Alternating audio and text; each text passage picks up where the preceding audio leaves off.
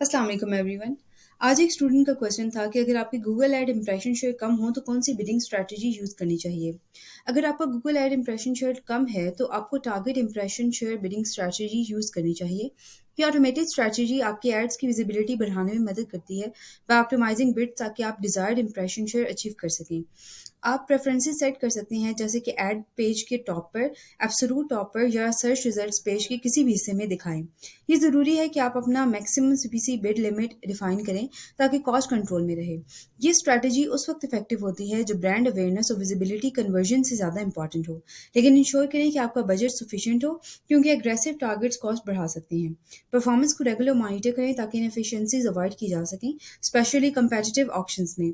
Tight budget वाले campaigns के लिए इनहैंस सीपीसी या manual bidding with bid adjustments consider करें ताकि विजिबिलिटी और कॉस्ट कंट्रोल दोनों मेंटेन हो सकें। उम्मीद है कि आंसर आपके लिए भी यूजफुल साबित होगा। Thank you.